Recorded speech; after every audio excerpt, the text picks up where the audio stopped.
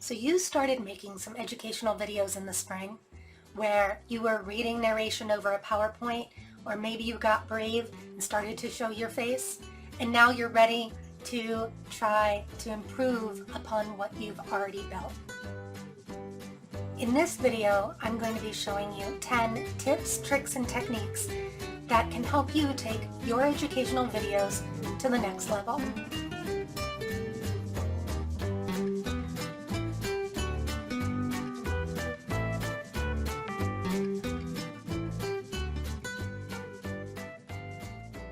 Just like you, I'm someone who's always trying to improve on my teaching, and that carried over into my video production.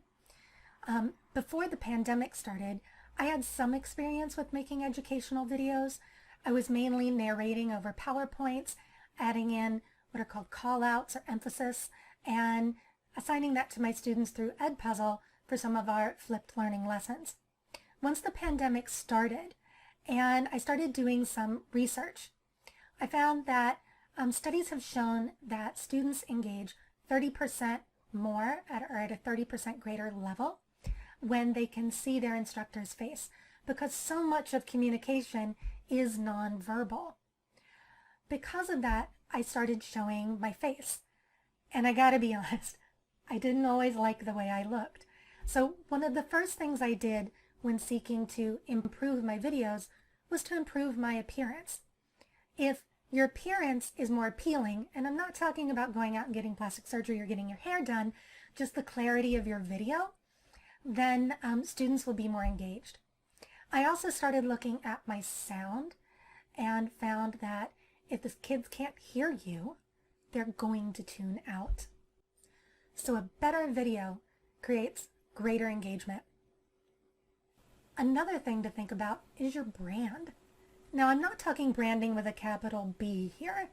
I'm talking thinking about the themes that you might want to carry through in all your videos.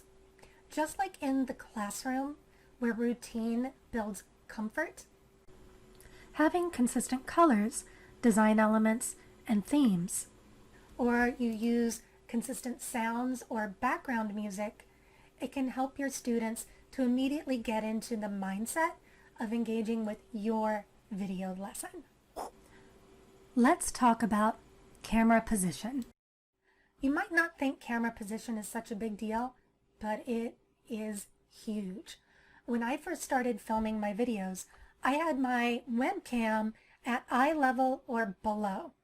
And when you do that, you get a great view of your double chins and up your nose. So I immediately learned to start changing my camera angle to maximize my appearance. I'm going to give you an example of that. This is video shot on the same webcam, but at a slightly lower angle. And this is with that same camera raised about 6 inches above the previous position. It's subtle, but it makes a difference. This is at that dreaded up the nose built into the laptop webcam angle that we've all gotten used to in Zoom meetings, where everybody is looking down. You can see all the double chins. I'm really letting it all hang out here for you guys. So you just kind of look tired. So get that camera up.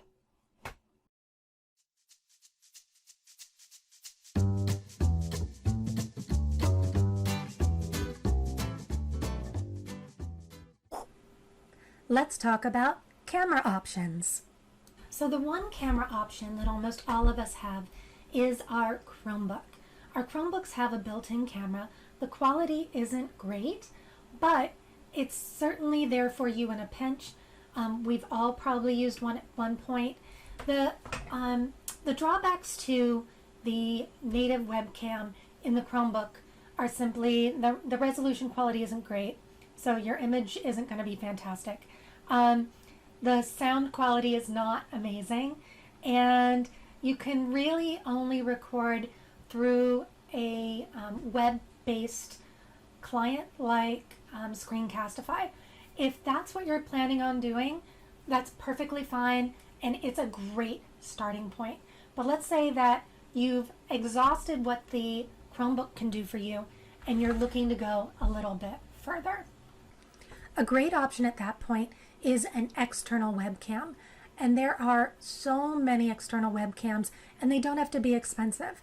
They range anywhere from $35 on up to several $100s if you're wanting to really put out some expense. But you can see there's just hundreds of different webcams on the market, and almost any of them will give you better video quality than what is currently built in to your Chromebook. The webcam that I'm currently using is the Logitech Brio. It's a little bit more on the pricey side, and I got it for myself as my birthday present to me. And it also has its issues, but I can tell a definite difference in the video quality between this webcam and my previous one, which was a 10-year-old external webcam. Another video option to use for filming is a digital SLR or a DSLR camera.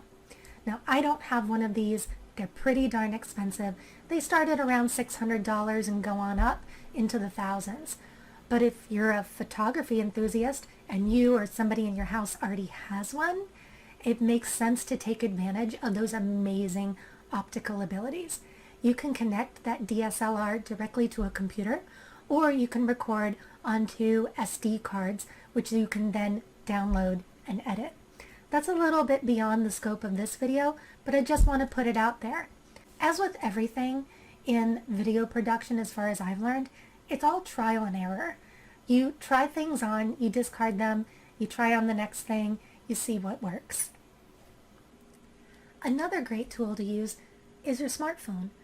The best thing about your smartphone is it has amazing optics, and even better, because most of us have one, it's totally free. Now, you can use an iPhone, Android, it really doesn't matter. The main thing that you want to make sure is that it's a relatively recent model. I've been using mine. This is an iPhone 6S. I should have replaced it a million years ago, but because the screen isn't cracked, I haven't bothered. But I'm going to show you a trick that lets you integrate your smartphone just like another webcam. So you can use it for picture-in-picture with a PowerPoint or a Google slide or any other document that you might be working with the kids. It does cost a little bit of money, but not a lot, and it's kind of awesome. It's a tool called ManyCam, and I'm going to go into that in just a minute. So let's say that you want to start recording using multiple cameras. Well, that's something that you can absolutely do. There are several free pieces of software out on the market that can let you do that. And one of my favorites is one that you actually have to pay for. The free version OBS is used by a lot of people. I'm going to link it in the description below. But I found that it didn't play nice with the webcam that I had. So I started using a program called ManyCam. I used this for my live streams. I'm going to also link it below. There are multiple different versions. Some are more expensive, some are cheaper.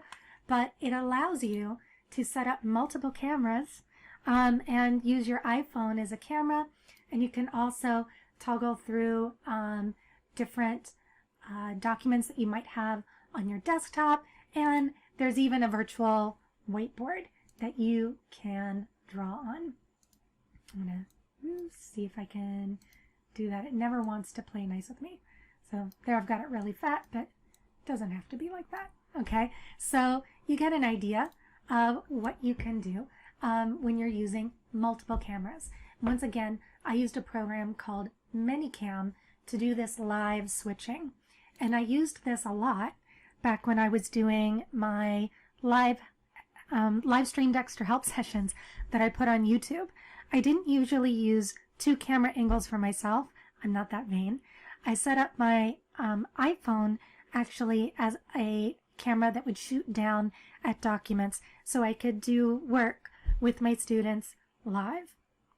And that's just as simple as supporting your iPhone on a couple of rulers across some books and putting your papers underneath.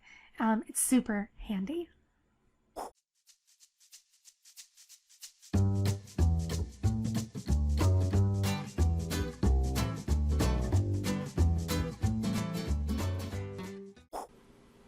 and let's talk about lighting.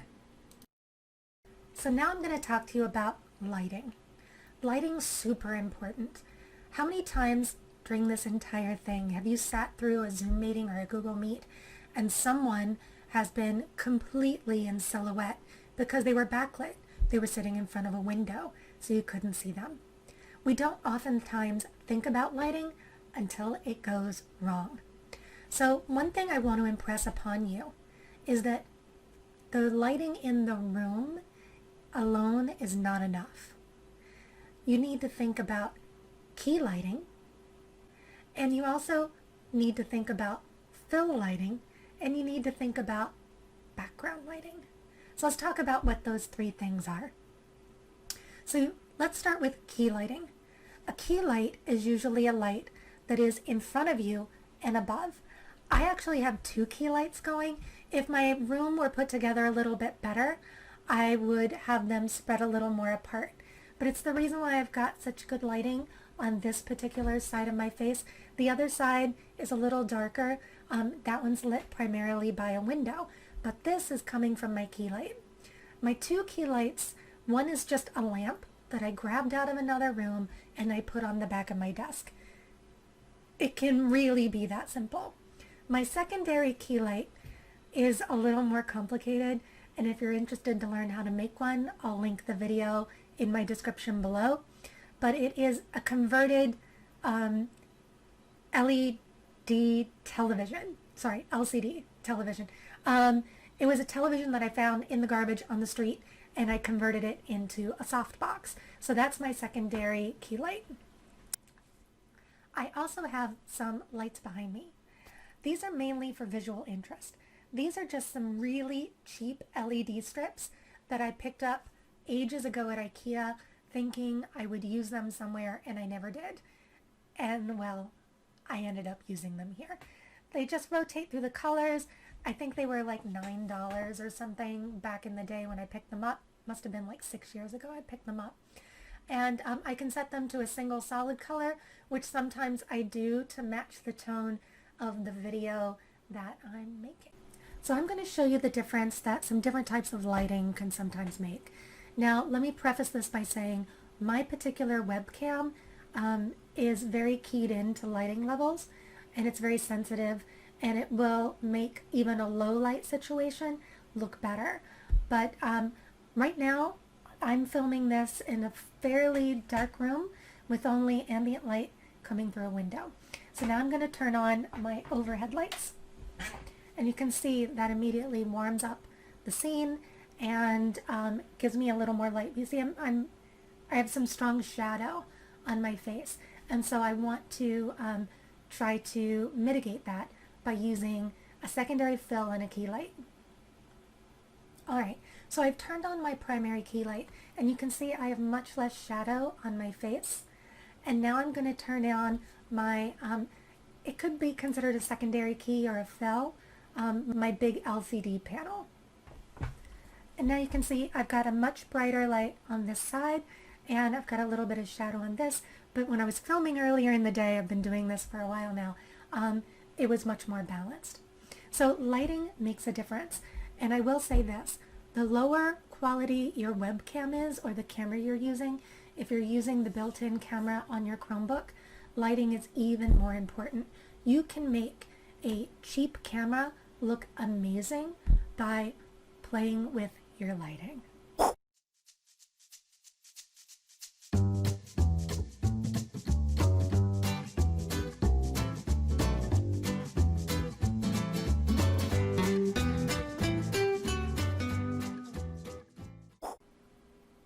And now for sound.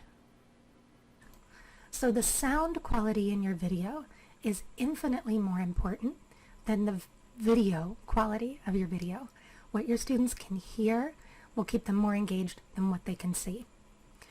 I'm going to talk to you about a few of the different sound options that you can use when you're recording. What you're hearing me using right now is a USB microphone that's quite sensitive. It's really designed for recording singing.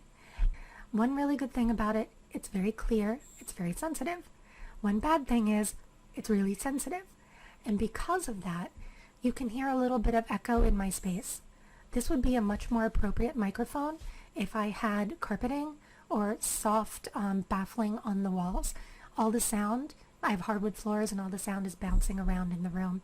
And you can hear that a little bit through this mic. The microphone you're hearing now is the built-in microphone in my webcam. You can hear a little bit of a difference. You can tell that I'm a little further away from the microphone, but the clarity is still pretty good. And now we have a headset microphone. Headset microphones are great when you are going to be live streaming where you need to listen without feedback and talk. You can hear there's a little less echo. I generally don't use this when the kids can see me on video aside from a live stream, and the only reason for that is I don't always want to look like a 1940s telephone operator. I'm recording this with a lavalier microphone. The lavalier microphone, I have one right here.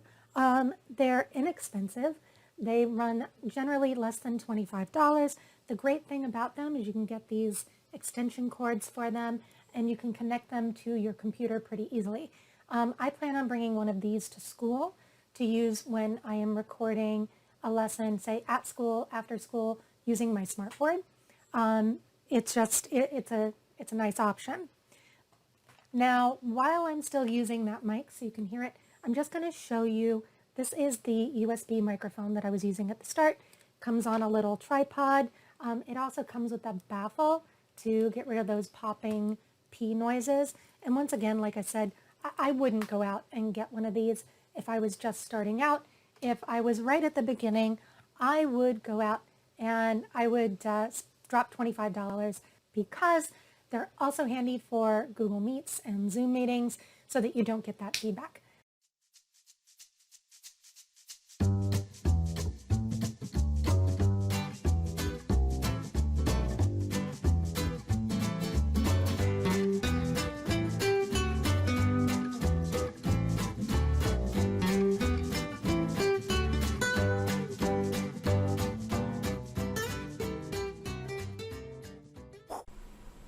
Capturing video. So capturing video. One of the best things about capturing video is you have an option of different programs. One of the easiest to use is Screencastify, and that is what you are seeing on your screen at the moment. And Screencastify saves your clips that you've recorded for you, which is super handy. They also have a built-in editor, and we'll be talking about that in just a moment. It's a plugin that's already provided by the school district, and they've already upped us so that you have unlimited minutes. You don't have to do just 5-minute recordings. You can choose to record from just a browser tab, record your desktop, record only your webcam, and it gives you options of microphones to use. It's really simple, super easy. Another option for capturing your video is Camtasia. Camtasia is a great option. It does have a free 30-day full function free trial, so you can try it out. It's a little pricey, but it allows you to not only capture what's on your screen to do a screencast for a lesson, but it also has some great editing capabilities on the back end, as well as recording narration, which I'm using right now. Another option you might want to think about is if you purchase an external webcam, they oftentimes come with their own software. What you're seeing now is the program Logitech Capture that came with my Logitech webcam. It is free with the camera, which is always a bonus, and because they're designed, these pieces of software, to work with your specific webcam, they will generally not have conflicts with your hardware.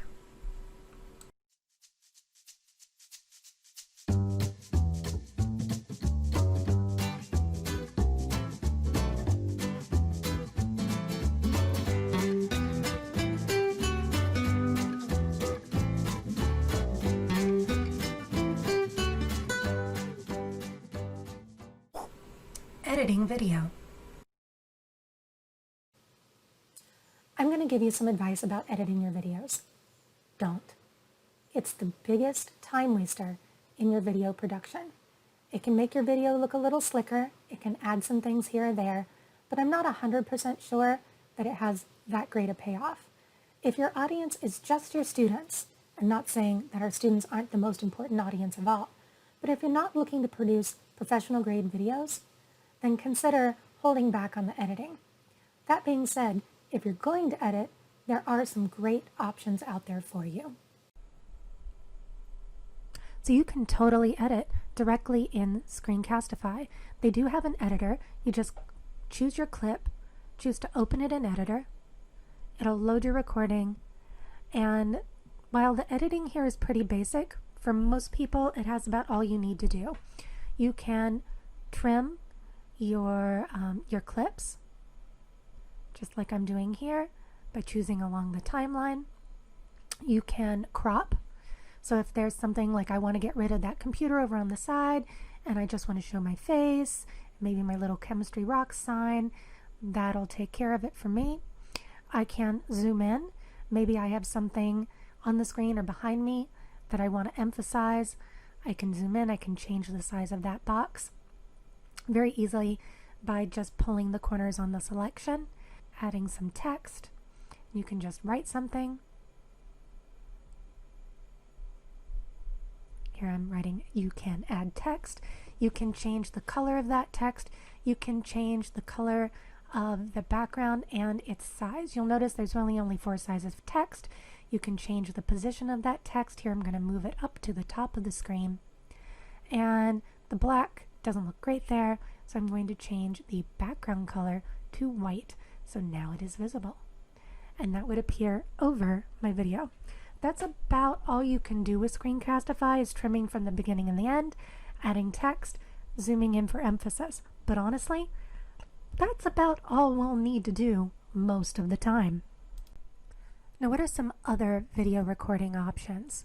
You might want to look at iMovie. If you have a Mac, it's free and it has some great functionality. Unfortunately, it is not available for Windows users, but if you happen to have a Mac, I would say iMovie is definitely the way to go. Another option is Openshot. Openshot is a free video editor program. It's fully cross-platform. It's available for both Mac and for Windows. It has some really great features. If I hadn't already started using Camtasia, I have to tell you, I would probably be using Openshot. It is fully open source. They update it very regularly. You can have multi-tracks, and you can also use it to edit your sound and record narrations. It's pretty intuitive, not a bad way to go. Another option is Windows Movie Maker. Now, unfortunately, they have this little pop-up that I couldn't get rid of, but Movie Maker 10 is free. It integrates nicely into Windows. It's kind of a bare-bone editor, but it can get you where you need to go. This is the editor that I currently use, Camtasia. You can see the timeline here at the bottom of the screen. This is the timeline for the project you are currently watching. Camtasia has some great abilities to have infinite numbers of tracks within your timeline for adding emphasis, narrations, and effects. It has the ability to not only download a library of information, but it also organizes all your media for an individual project. These are all the clips and narrations that I've created or downloaded for this project.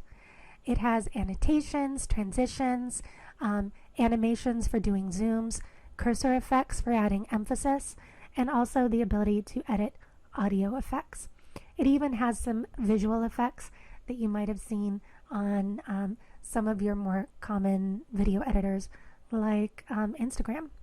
I need to be honest, as much as I love Camtasia, at this point, if I had to start it all over, I would probably go back and try using Openshot.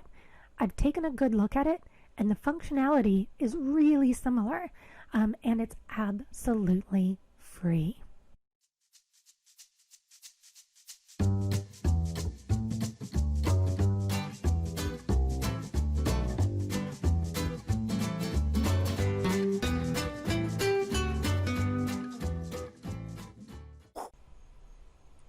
Ideas for post-production. I wanted to do a little bit of post-production work for you and show you on this actual project some of the most common types of post-production that I do on videos for my kids. So the most common thing I use is callouts. This little box is a callout. I can add it, resize it, and then choose my text and type some information in it that I want to use to emphasize for my project. So in this case, this was back when I was talking about editing and advising you not to do it because it's such a slippery slope. So I'm going to add in don't edit.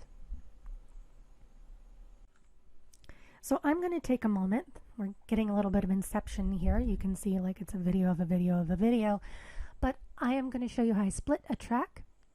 So I just highlight the track that I'm interested in and then click the split button, and it splits that track into separate sections, which I can now delete if I want to, simply by clicking on it and choosing delete, and then I can drag my other tracks into place. If I decide later on that I needed to remove a little bit more, I just highlight it, click delete, and it's gone. You can snip from anywhere in your project, which is super handy. Now, the other thing that I do a lot of is adding photos. You can add any photo you want, provided you've downloaded it to your computer and uploaded it into your media file. You just choose one and you can drag it anywhere in your timeline you want, and there it is. Another great thing you can do in post-production is the addition of sounds. Most editing programs do come with a small library of sounds and music that you're free to use in any of your videos.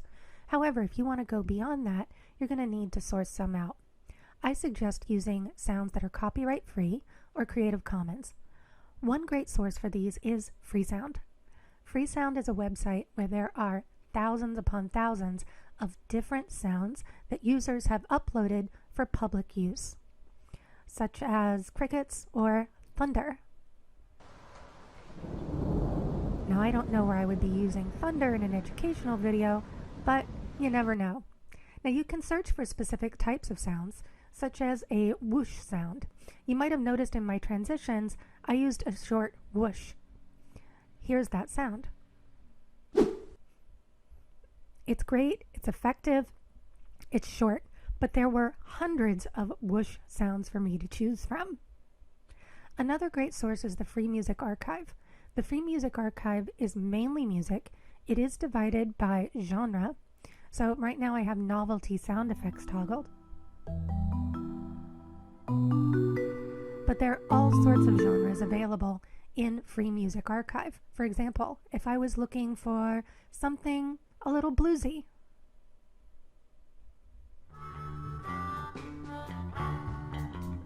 and that could be just the ticket. As with all types of Creative Commons, it's highly suggested that if you use their music, that you credit the creator. It's just good form. You can do that always at the end of your video. It's just like citing your sources. Now, this is a third source for music that I've been using for years, MacLeod.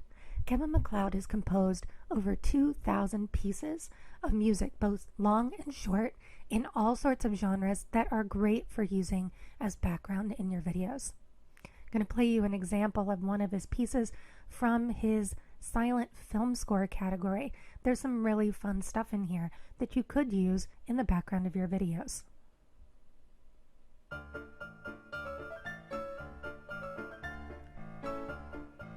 Brings a certain feel, doesn't it? I would strongly suggest considering adding music, but only where appropriate. Music and sounds can be a lot of fun, but be careful. Adding music that doesn't match your tone or that you don't need can be a distraction. Don't go down that rabbit hole.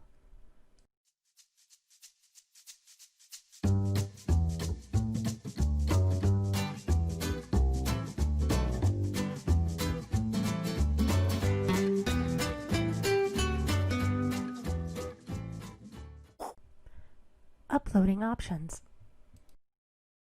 So you've filmed your video, you've done your edits, and you're ready to upload. You've got several options here. The easiest option, hands down, is to simply take that video and upload it into your Google Classroom. You can upload it to your Google Drive and then to your classroom. Only your students will be able to see it. It keeps it very private. That's a great advantage. The ease is also awesome. However, there are a few disadvantages. Google Drive takes a very long time to render your videos, so you might be waiting a while. The second disadvantage is you can't tell which students have actually watched the video. So let's say you're asking them to watch it and then fill out a Google form with some practice questions. You don't have any way of knowing if each student individually watched that video. So if that's an issue for you, I would strongly suggest uploading directly into Edpuzzle. Edpuzzle is a great way to integrate your data-driven instruction with your videos. You can connect it to your Google Classroom. You can see which students have accessed which videos and how long they watched. You can also make it fully interactive, and we're going to touch on that in just a moment. There are some great PDs being offered this week on Edpuzzle, and if you're interested in it, I would definitely put in that time. Now, a third option for uploading is YouTube. Now, in order to upload to YouTube, you do have to start a YouTube channel, but that's really easy now that YouTube and Google are connected. You can do it straight from your Google login. If you go to YouTube, you can choose Create a Channel. It's very quick, it's very easy. It'll ask you to upload some channel art. You can use any picture you want. I used a background from my Chemistry Rock sign. You can change it as often as you like. The advantages to uploading to YouTube are you have a little greater flexibility. You can also do edits after you've uploaded your video if you decide you want to change something later on, which is great. You can also reach a broader audience. If you decide that you want to share your videos with the greater world, YouTube is the way to do it. It is the world's second most used search engine after Google itself. So let's take a look at uploading to YouTube. I'm going to take you to my YouTube channel. Click on my little person, click my channel, and I'm into my page. I have 310 subscribers, not too much to crow about, and you can scroll down and you can see some of my videos. I can have all my videos on a single page. I can also organize them by playlists, which is really handy for my students if they're wanting to go back and review, or for other viewers if they're wanting to learn more. When I'm ready to upload a video, I can go into YouTube Studio. YouTube Studio takes you to your channel dashboard. From there you can see the activity on your videos. You can also see all of your videos, so you can take a video that was unlisted, like this extra help, and turn it into a listed one. I'm going to upload a video. So I'm going to go and select a file, and I'm just going to do a test. I'm going to just take any old random video clip that I've recorded, click Open. From there, it asks you to fill in the details about your video. So you can make a title, you can give it a description,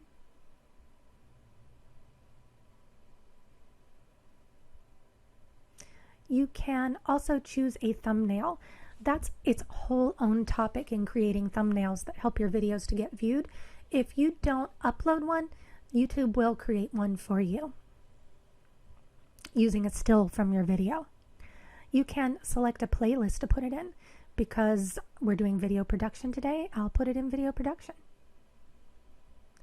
You choose whether it's made for kids or not. Made for kids is made for under age 13. So please consider that in your video uploads. Things will be a little more restricted. You can add tags, however, that's not really necessary now. The YouTube algorithms do a great job based on analyzing your content to drive viewership to your videos.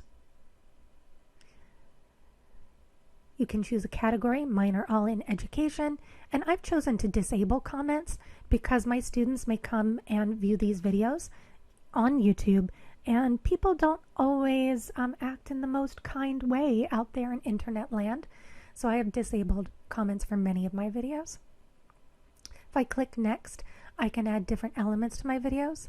If it were a little longer, I'd be able to add an end screen. You can also add cards, which is putting links into your videos directly. You can see you can also do a little back-end editing by altering your sound or making cuts.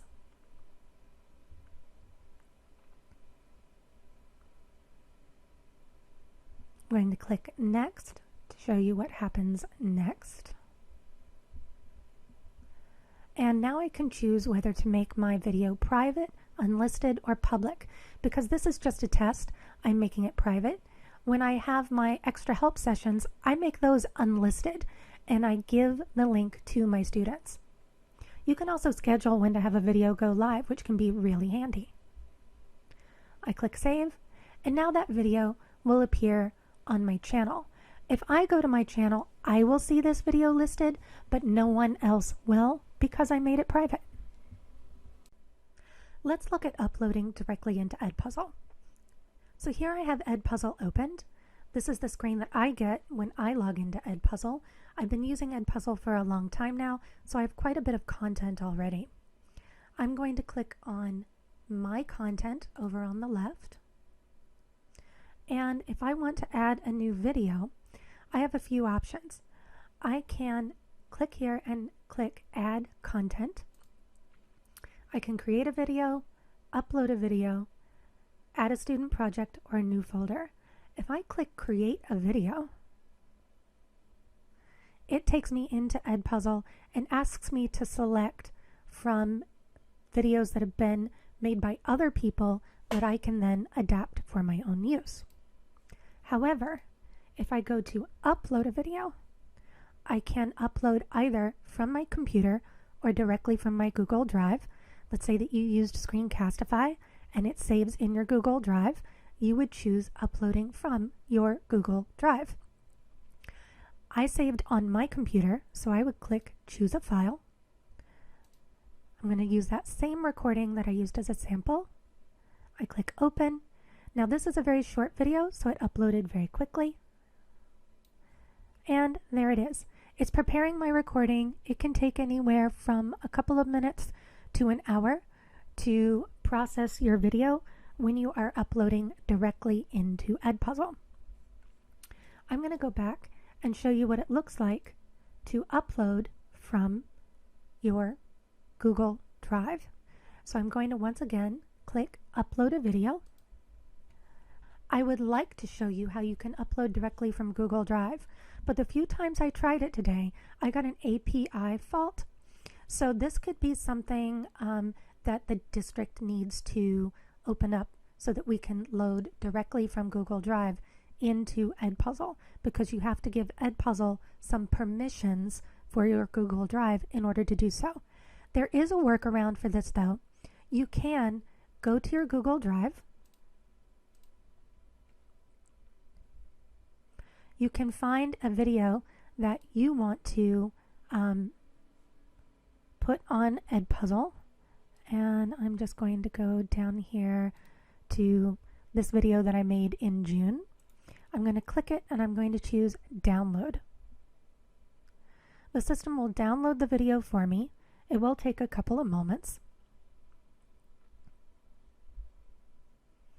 And what I can do is I can then go into Edpuzzle. I'm just going to check the location of this video, and it is in my downloads. And I'm going to go back to Edpuzzle. I'm going to choose a file to upload. I'm going to go to my downloads. I will choose that video, open it, and it will upload it into Edpuzzle just like we did before. So until the district allows Edpuzzle to connect to our Google Drives, the best way to upload a video that you've done in Screencastify and that is currently on your Google Drive is to download it to your computer and then upload it into Edpuzzle. It is an extra step, but it'll still work.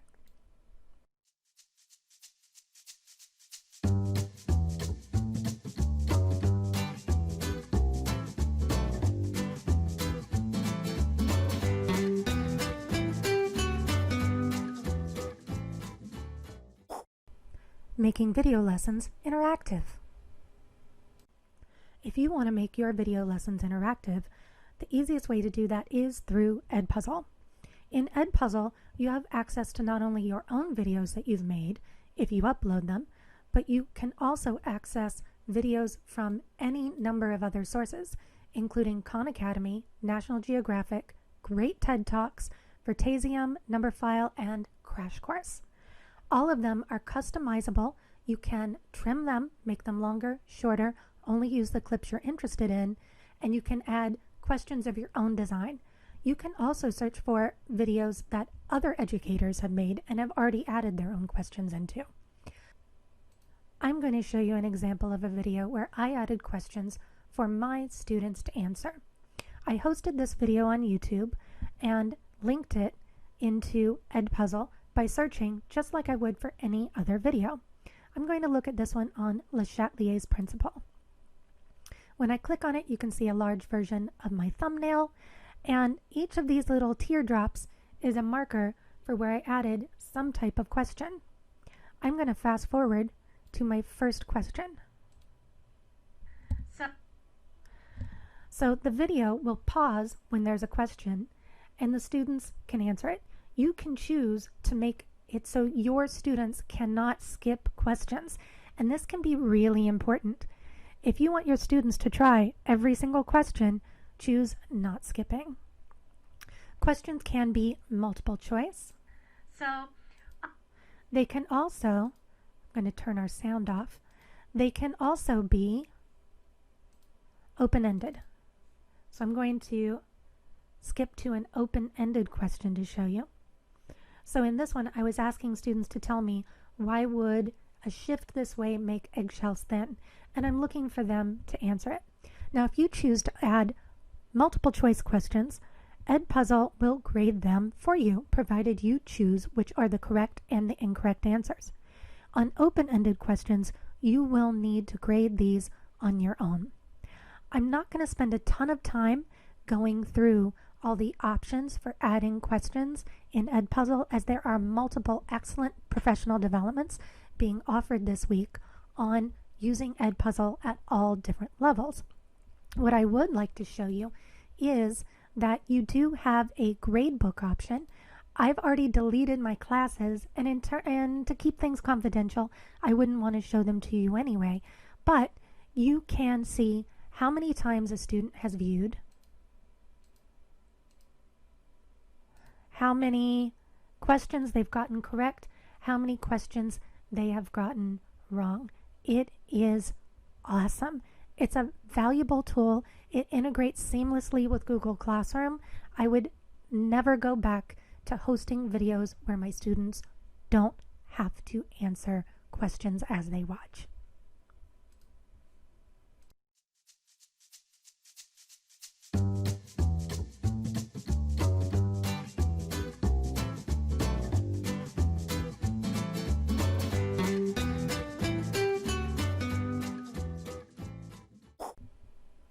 Don't be afraid to have some fun. If you're having fun making your videos, you're a little goofy and you're letting your personality shine through, your kids are going to be more engaged because they want to know you just as much as they want to know the material. Don't be afraid to take some risks and to put yourself out there. Not everything has to be perfect. Mistakes are what make us human. You know that from watching my video today. You know those moments when everything seems to be coming together in the classroom? You're having fun, your kids are having fun, everybody just seems to be getting it? That's something you can still try to capture in your videos. I want to thank you for joining me today. If you'd like any additional information on any of the resources that I've mentioned, or any of the tips and techniques that I've pointed out, feel free to leave a comment in the box below, or you can shoot me an email at mknoll@northbabylonschools.net. Thanks again, and enjoy the rest of your conference day.